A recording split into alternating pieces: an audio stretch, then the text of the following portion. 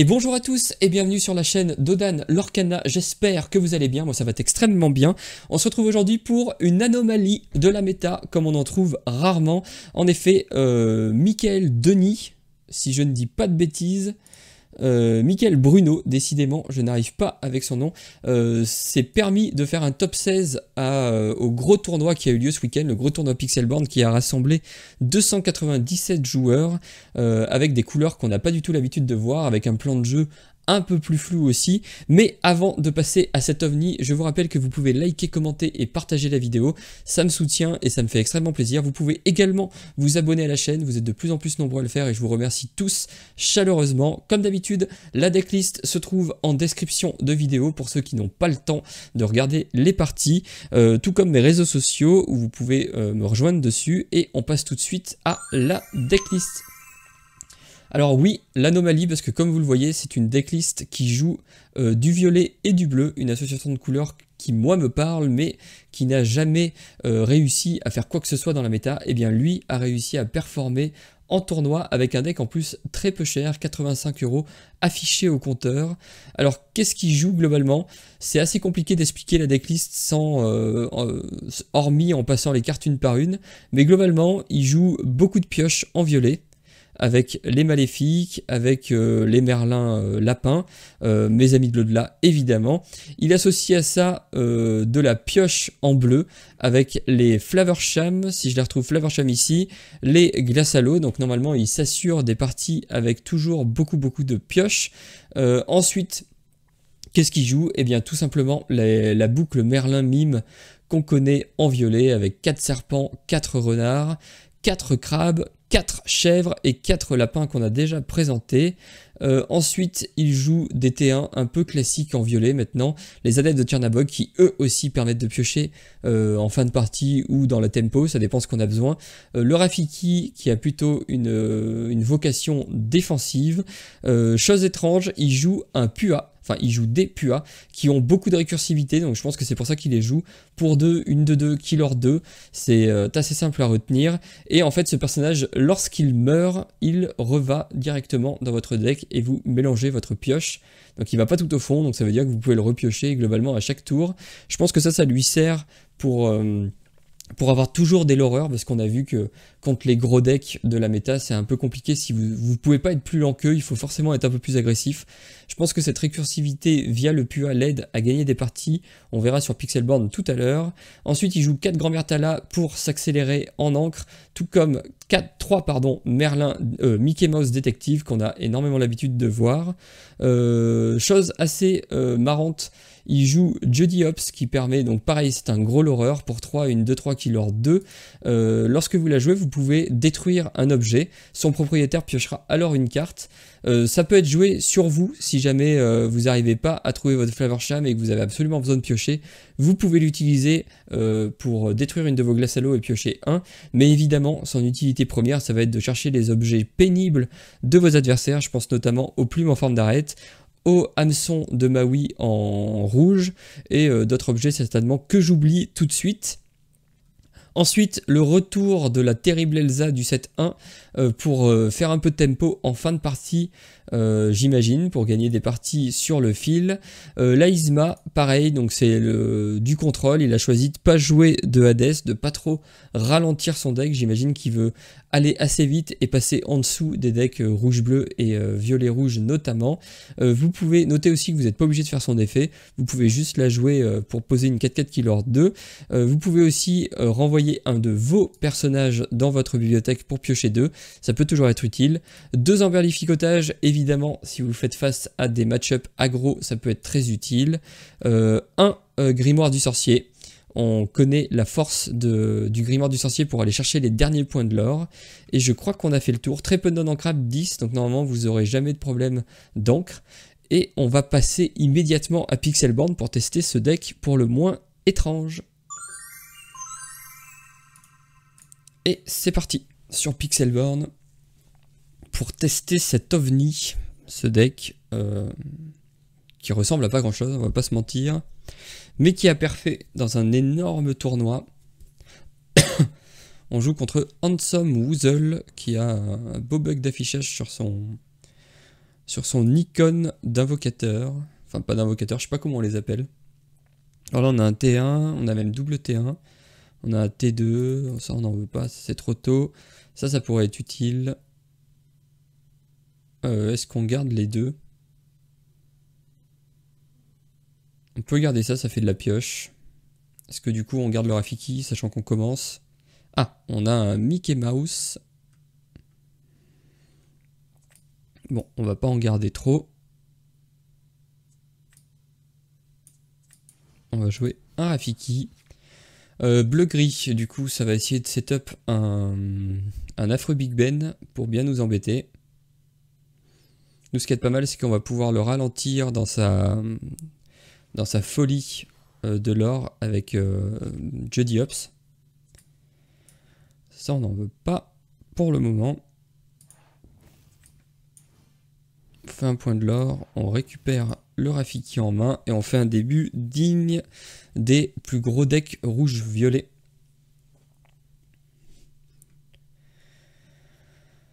Parce qu'on joue globalement la même base violette que les rouges-violets, sauf qu'on a des Elsa et des Pua. Pua, carte assez marrante par du fait qu'elle soit complètement récursive. Ah, ça c'est embêtant, il va essayer de nous faire une sortie assez rapide.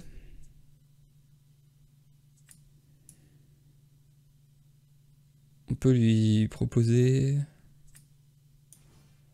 On va déjà piocher, voir ce qu'on a. On a un vieux Tchernabog.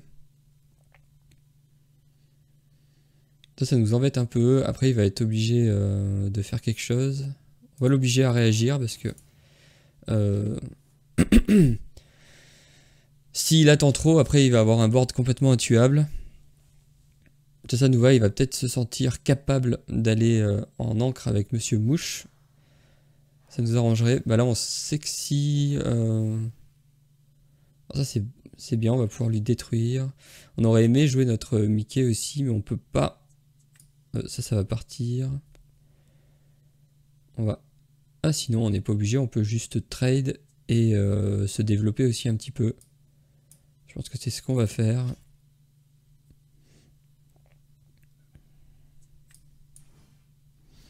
Nous aussi, on va ramper et on va poser un petit adepte de Tchernabog. Alors là, on commence à avoir plus beaucoup de cartes. Lui, il en a plus que nous. Après, on a beaucoup de pioches normalement dans notre deck. On joue même quasiment que des cartes de pioche. Enfin, pas que des cartes de pioche, mais on joue tout le package pioche bleu et violet. Donc normalement... oula, le manoir qui arrive. Ça, c'est menaçant. Le Tchernabog, on s'en fiche.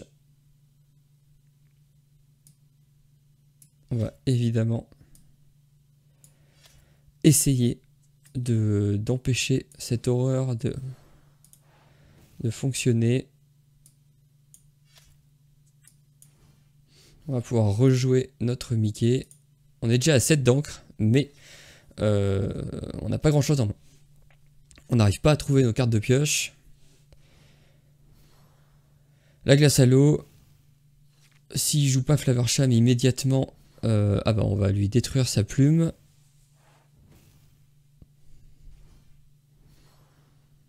On va lui détruire sa plume grâce à notre Juddy Hops, c'est pas trop mal.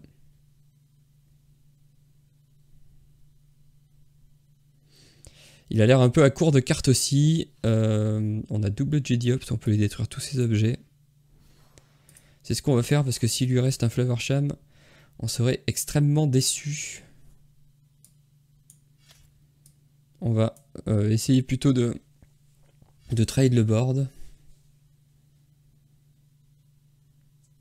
Est-ce qu'on lui donne une troisième carte ou est-ce qu'on le laisse potentiellement avoir 4 cartes s'il a un Flavorsham?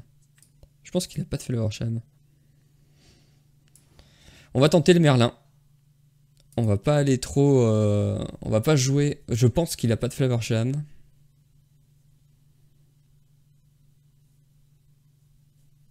Donc là, il pourrait nous embêter. Enfin, il pourrait trade Monsieur Mouche dans notre Madame Mime. On a un board qui est pas incroyable, mais en fait, je pense qu'il... Enfin, comme tout le monde, t'as un bot comme ça, t'as un board comme ça en face, mais je sais pas trop ce que t'as envie de faire. Est-ce que t'as envie de tout gérer? Tu sais pas trop. Ah, il avait son Flavorsham. Ça change pas grand chose, de toute façon il aurait été... Enfin il pioche un de plus. Une autre belle qui part. Et un Capitaine Crochet. Bah nous aussi on a notre petite glace à l'eau. Grand-mère Tala, c'est pas incroyable. Il faut qu'on tape évidemment son Monsieur Mouche. Je pense que c'est inévitable. Bah, ensuite, je pense qu'on va juste partir à l'aventure. Est-ce qu'on se fait piocher un de plus? Je pense. On a besoin de trouver des cartes. MacDuck Manor, c'est très bien. Du coup, on peut se permettre de partir à l'aventure avec le Merlin Goth. On a plus de cartes en main par contre. Mais on a un board assez pénible. Lui, il a 4 seulement d'attaque. On peut lui ratatiner son Capitaine Crochet.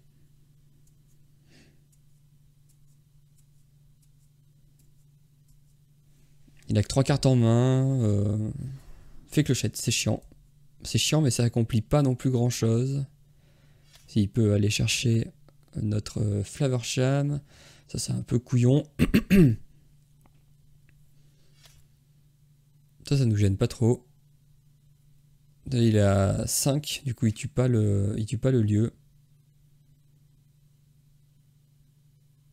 Je pense même qu'on peut...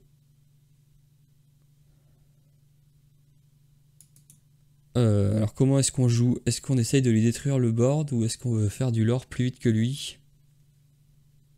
Bon, le Capitaine Crochet, on est obligé de le tuer. Sachant qu'on peut le tuer avec une... non, on va le tuer avec le Merlin Chèvre, je pense. Ça, on va avoir du mal à le tuer. En fait, soit on lui tue... non, bah non, on est obligé de jouer comme ça. L'avantage, c'est qu'on va pouvoir reposer le Merlin.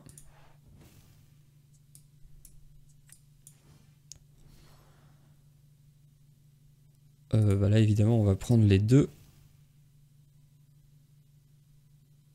Est-ce que elle tape dans le Faversham? Je pense que ça coûte rien.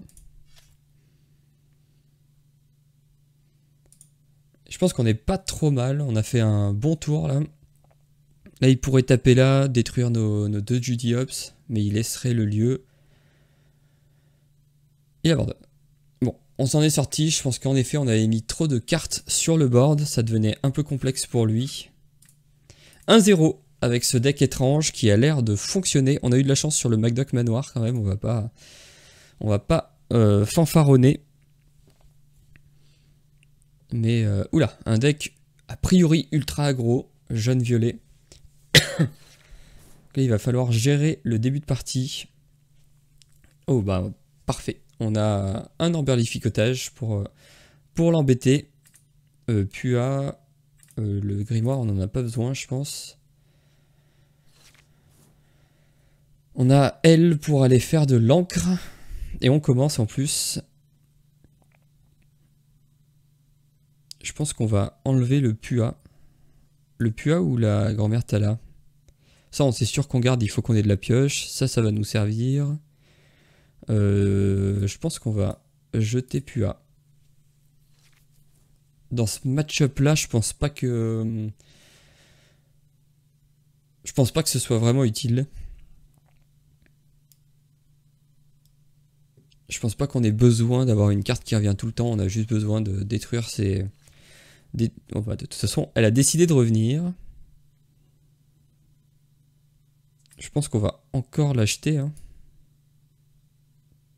Ça, je sais plus. C'est tour 3 qu'elle peut se transformer en grande Kida. Là, on a notre emberlificotage qui pourra toujours être chiant pour lui. Est-ce qu'il aurait pu la remonter? Le Pinoc, bon ça va partir immédiatement. Alors, pas sûr en fait. Est-ce qu'on veut faire un d'encre et lui remonter? Mais dans ce cas, on joue rien d'autre. Premier choix, compliqué. Sinon, on lui détruit ça. Je pense qu'il faut lui remonter son Pinocchio, c'est trop chiant. Ou alors, on s'accélère en mana.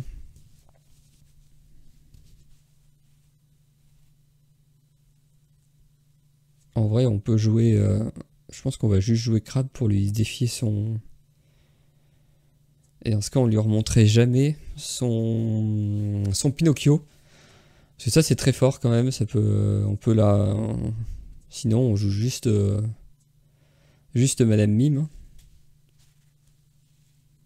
Et on dit adieu à la pioche. Je pense que c'est le Rambert Lificotage qui va partir. On va s'accélérer en mana. Je pense que c'est plus utile. Plus vite on a du mana, mieux a priori on serait. Là ok, il va faire 3 de... ouais. C'est compliqué de savoir s'il fallait le ralentir. Après je suis pas sûr qu'il va... Si, il part à l'aventure, donc ça veut dire qu'il a, qu'il a de quoi temporiser. Il a un balou. Après bah il va être un peu déçu. Parce que nous évidemment on peut lui taper son balou. Alors oui, il va faire 2 de l'or, mais on va lui détruire son Pinocchio.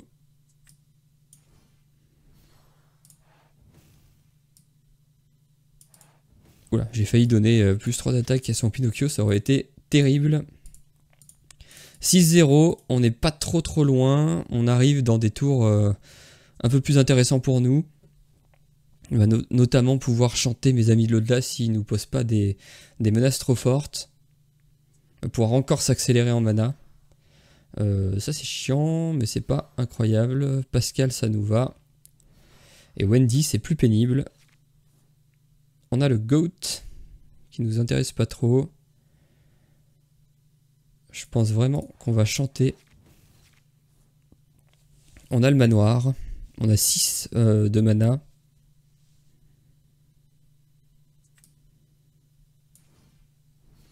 On va continuer à s'accélérer. Non, j'ai déjà posé... j'ai déjà ancré, je crois. Alors... Non, j'avais pas ancré. Ou est-ce que c'est mal joué? Peut-être. Après, au prochain tour, on a déjà Elsa pour aller lui ratiboiser son board. Du coup, est-ce qu'on soigne ça pour éviter qu'il trade kill dedans? On va soigner notre, notre Madame Mime. Parce qu'on veut pouvoir lui détruire Wendy au prochain tour avec la Elsa.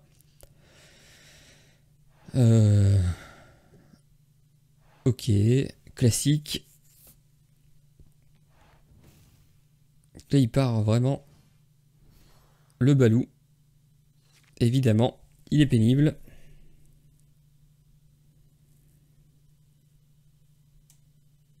Après, on peut gérer avec...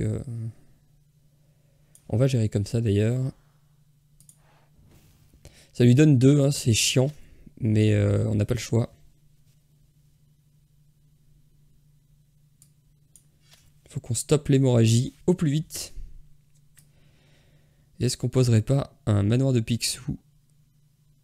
Ou est-ce qu'on veut vraiment lui gérer son board? Je pense qu'on a suffisamment de trucs pour gérer son board. Alors peut-être que c'est une erreur, peut-être qu'il fallait plutôt jouer Merlin pour avoir vraiment un board assez présent. Mais bon, là au prochain tour, on peut quand même jouer...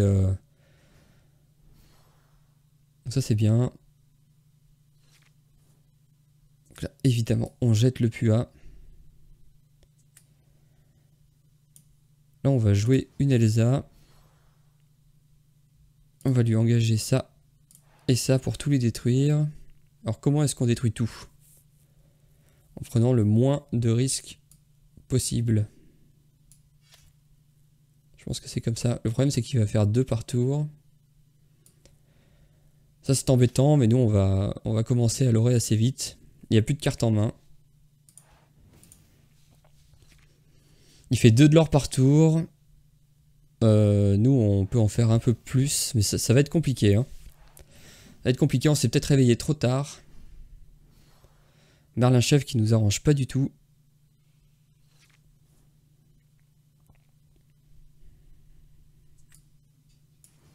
Il va falloir qu'on fasse beaucoup de l'or.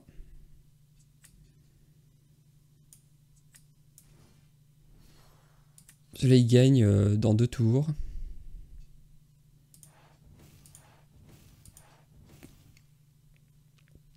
On gagne au prochain tour s'il nous gère rien. On va peut-être gagner de justesse sur le fil. On est à 13, 14, 15, 16, 17, 20. Donc là, normalement, on gagne. Mais lui, s'il fait tout avec le lore, on peut plus les détruire Merlin. En fait, le meilleur truc à lui, c'est de prendre un trade, passer à 19. Oui, en fait, s'il passe à 19, il a globalement gagné. Sauf si nous, on chope notre Sorcerer Spellbook ou un autre... on va voir s'il joue intelligemment. Là, il est obligé de trade. Et globalement, s'il trade, il va gagner, je pense.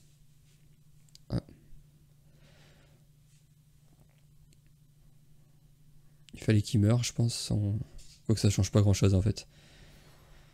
Ça change pas grand-chose. Qu'est-ce qui nous fait gagner, nous? Une Elsa qu'on récupère. Non, ça nous fait pas gagner. Ça nous fait malheureusement pas gagner.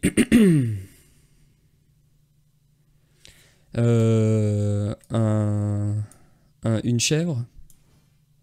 Une chèvre nous fait gagner.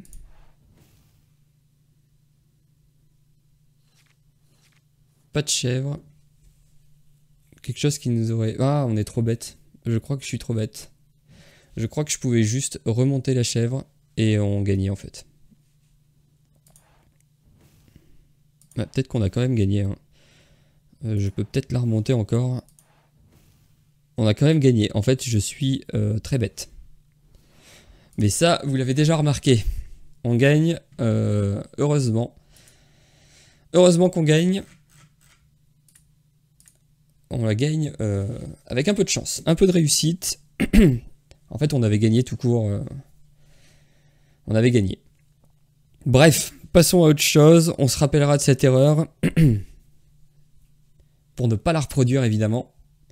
Et on affronte, a priori, le même deck que nous. Ou tout du moins dans les mêmes couleurs. Ça va être intéressant. Je sais pas comment on joue le match-up miroir. J'imagine que les Puas sont très intéressants. Bunny Ups pour aller détruire son spellbook s'il en a un, quoique, ou plutôt c'est glace à l'eau. Ça c'est trop lourd. Ça on n'en veut pas autant. Est-ce qu'on préfère s'accélérer ou jouer Pua? Est-ce qu'il faut aller vite dans le match-up miroir? C'est ça la question. Ou est-ce qu'il faut monter vite Après on sait qu'on n'a pas trop de gestion de board. On va plutôt monter avec Grand-Mère Tala. Oh là on a la dose de T1. Est-ce qu'on va préférer piocher? Je pense qu'on va préférer piocher. Oh là. On va préférer piocher ou poser un Rafiki pour l'empêcher de faire des bêtises. Oh là là, dès le début c'est des choix compliqués. Je pense qu'on peut, quoique Glace à l'eau avec Flavorsham ça va nous faire piocher genre 10 000. Il faut juste arriver à les jouer à en jouer une avant le T4. On va jouer défensif vu qu'il joue premier. On va plutôt lui proposer un Rafiki. Bon, qui meurt sur son serviteur, mais il y a moyen qu'il s'en serve pour piocher. Je sais pas ce qui était le mieux. Prochain tour, à mon avis, on joue Grand-Mère Tala. Merlin Crabe qui s'en va. S'il le sacrifie pour piocher, ce serait pas mal. Il le fait pas. Il le remonte. Bon. Pourquoi pas? Ça s'en va.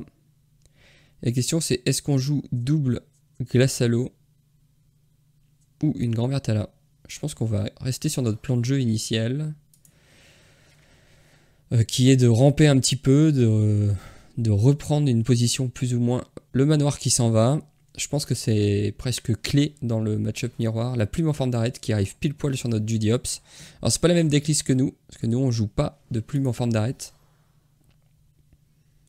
Mais on va évidemment se faire un plaisir. Oh, il nous offre sa Madame Mime. Oh là là, on n'en veut pas autant. Donc là, évidemment, on se fait plaisir. On le fait piocher, mais on lui détruit son outil principal de pioche, enfin d'accélération. On prend le trade parce que évidemment le Rafiki ne sert quasiment qu'à ça. Et on fait un de l'or avec notre grand-mère Tala. S'il nous la tue, on est content. S'il nous la tue pas, ça nous fait un de l'or. Prochain tour, il faudrait qu'on joue Merlin et une glace à l'eau. Donc idéalement, pouvoir aller chercher quelque chose d'assez gros. Je pense que c'est une bonne séquence. À vous de me dire en commentaire si jamais vous pensez que non. La grand-mère Tala, plus qui lui permet de creuser dans son deck pour aller chercher la carte qu'il veut. Enfin, une carte qu'il veut potentiellement plus que les autres. Pas mauvaise cette grand-mère Tala. Est-ce qu'il va piocher avec? Non, bah non, ah si.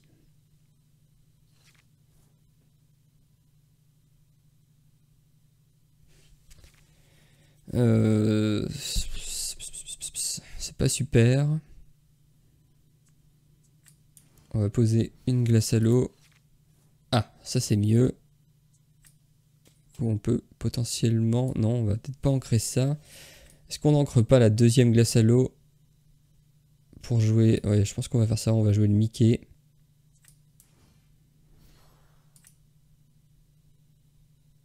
On va partir un peu à l'aventure. Prochain tour, on peut jouer notre Flaversham. À mon avis, il va potentiellement tuer sa grand-mère dans notre Judy Hopps. Du coup, on va pouvoir récupérer un de mana avec notre grand-mère Tala. Ah non, il préfère chanter. Ben, c'est parfait pour nous. Enfin, ça dépend ce qu'il va jouer, évidemment. Il n'a que 5 d'encre.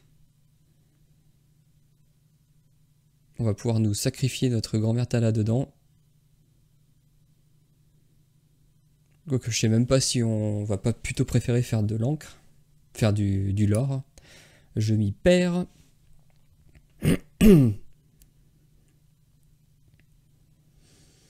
J'ai l'impression qu'on n'est pas trop mal. Après, ce qui nous mettrait vraiment bien, ce serait un manoir de Picsou.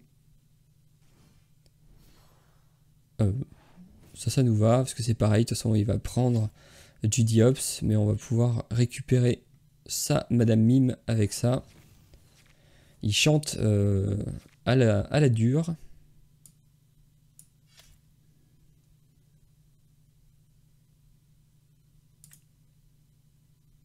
Évidemment, ça part là. Le Flaversham pour nous refaire une petite main. Pas grand chose. La Judy Hopps, je pense qu'elle peut être utile. Est-ce qu'on se sépare d'un crabe? Oui. Dans le prochain tour, on peut jouer. On peut jouer une Elsa.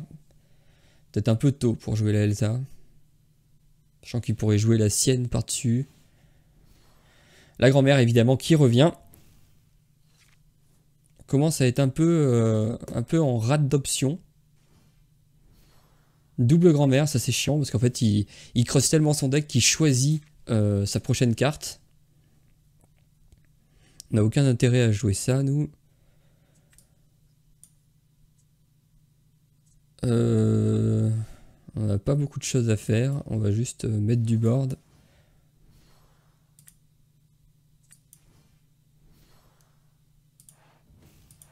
Et on va partir à l'aventure. Donc là, on met beaucoup de board. Est-ce que ça va être payant? En fait, le problème, c'est que là, on n'a rien pour piocher. Donc je pense qu'il faut qu'on y aille au niveau du board. Là, on a quand même 6.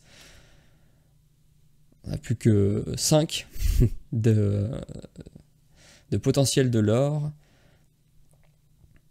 Après, on peut aller lui chercher. Ça, je pense qu'on va s'en servir pour piocher.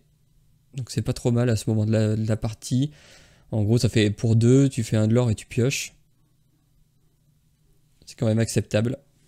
Ça peut nous permettre d'avoir une bonne carte. On va piocher 2. Il a une main pleine, donc ça c'est pas rassurant. On pourrait jouer une Elsa pour engager notre Judi Hopps.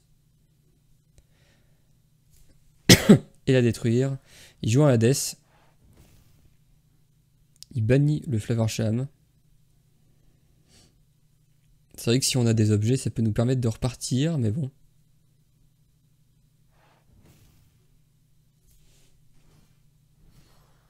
Madame Mime Serpent. Il n'a pas remonté son Hades.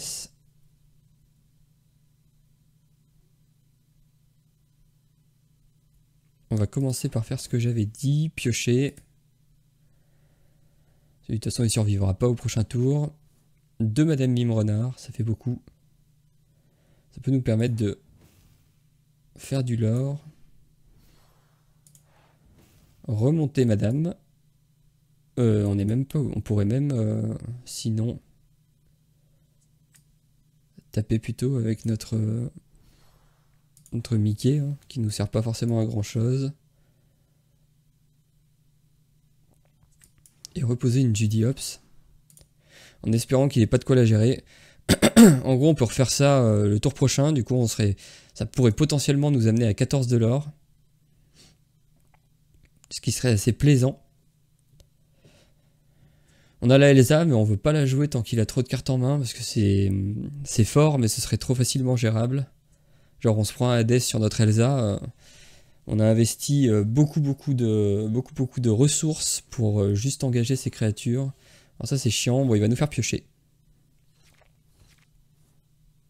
Il nous fait piocher en plus de la pioche. De la pioche dans la pioche.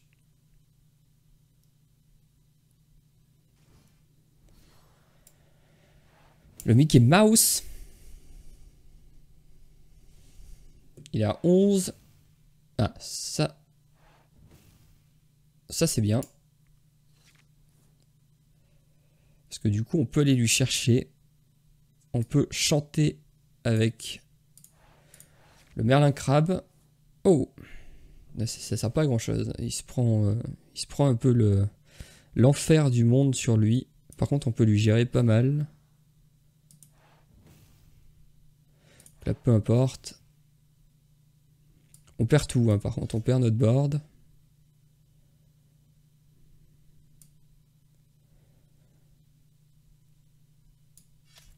La question c'est, est-ce qu'on pose Judi Hopps manoir? Je pense que oui. Parce que là, il fait que 5. Prochain tour, on peut lui renvoyer quelque chose dans sa main.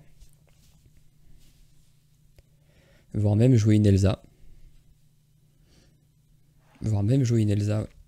Il chante, il cherche quelque chose. Ouais, ça va être le plan de jeu. Elsa pour lui loquer son board, faire du lore passif avec le manoir et Judi Hopps. Parfait, le Gaston. Bah, qui pourrait lui faire trouver une carte intéressante, mais là globalement on va lui bloquer Yzma, Gaston. Ça nous permet de faire 4 de l'or tranquillement. Faut pas qu'il pose autre chose. Il peut encore poser autre chose. Il peut poser un gros truc à 6. Oh là là, encore une Yzma. Alors ça devient chiant. Après on repioche notre... là ça devient coton. On peut lui remonter quelque chose, ça sert à rien. Donc ça part en encre tout de suite. Ensuite on a Yzma qui pourrait lui remonter, lui virer son Gaston. Pour ensuite aller chercher sa Yzma, parce que là globalement il a de quoi taper notre lieu. Et Yzma il nous reste que 5 ensuite. Je pense qu'on n'a pas trop le choix. On veut pas qu'il s'envole trop en l'or. On lui redonne une main, mais bon. Et il peut détruire notre lieu. On va le poser lui. Ça pourrait être embêtant pour lui. On repose du board. Toujours pareil, on a notre... donc là oui, il va forcément détruire notre lieu, mais il fait pas de l'or. Donc là nous, s'il gère pas le board, on a une belle Elsa. Qui pourrait lui loquer Yzma et Yzma. Je sais pas combien il en joue des Yzma, nous on en joue 3. Il chante encore. En fait, il a un deck un peu différent du nôtre parce que lui, il va vraiment creuser son deck pour vraiment avoir toujours les bonnes réponses. Il a 9 de mana. Ah, il joue la Elsa. Ça, c'est embêtant. On pourrait répondre avec nous aussi une Elsa. En fait, on pourrait faire Elsa. Elsa Crabe pour lui tuer sa Elsa. Ça paraît pas mal.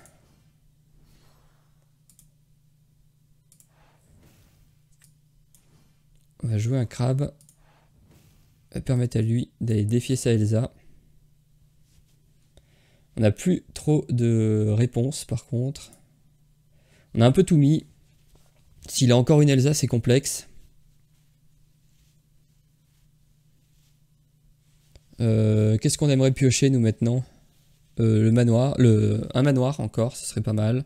Un livre du sorcier. Oh là là, le Hades, ça c'est terrible. Il est plus contrôle que nous, sa version est plus contrôle que nous. Là il peut faire Isma dans Isma. Il trouve encore de la pioche, nous on n'y arrive pas hein, à piocher. Pourtant notre deck est full pioche et on est ultra limité en ressources. La belle qui va faire très mal, je pense qu'on va s'incliner sur cette dernière partie. Il a une version un peu comme nous, mais beaucoup plus contrôle. Ah, ça, c'est très intelligent de sa part. Là, ça va être dur. Voire même impossible. Il va remonter quoi? Le Hades, pour être tranquille. Il va remonter la Isma, oui, c'est dans le même esprit. On a une Isma, on pourrait lui virer sa... On va lui virer évidemment sa Master Loreuse. Est-ce qu'on passe à 14-15? Sachant qu'il va nous virer quelque chose et nous faire piocher 2. Je pense que oui. Well played. Bon, on ignore ses moqueries. Il a peut-être encore une Elsa. En fait, il a vraiment... il aura eu tout ce que nous, on n'a pas réussi à avoir. On n'a pas chopé un seul Merlin Lapin. En presque la moitié de notre deck. Qu'est-ce qui nous a manqué encore dans cette partie? Bah de la pioche. Mes amis de là, je crois qu'on en a joué un. Mais Maléfique, je sais pas si on en a joué beaucoup. On va voir. Après, il nous a dit bien joué. Il trade. On va créer un monstre avec notre Isma. Qu'elle puisse prendre un peu n'importe quoi. Il y aurait peut-être du trade dans l'autre sens. Ou alors il s'en fout. À mon avis, il s'en fout. Ouais, c'est ça, il s'en fout complètement. Cela dit, on est quand même à 18. Là, le pire, c'est s'il a une... oui, bon, ça on s'en doutait. Il va nous faire piocher 2. Ou il fait rien. Il veut pas nous faire piocher. 2, 4, 6, 7...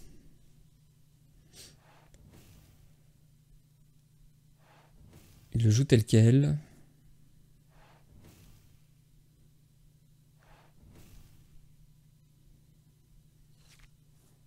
Oh là là, ça c'est vraiment nulasse. Évidemment, on est obligé.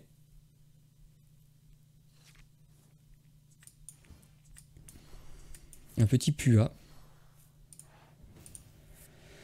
On est à 18. Est-ce qu'il a une Elsa? Est-ce qu'il a quelque chose pour gérer notre board? En fait, il pourrait nous lock le board avec une Elsa. Et auquel cas, on aurait perdu. Il a évidemment la Elsa. Là, il a juste... Oh, oh là là, il a une deuxième Elsa. Bon, on ne peut rien faire, je pense. Il a tout eu. Qu'est-ce qui pourrait nous faire gagner, nous?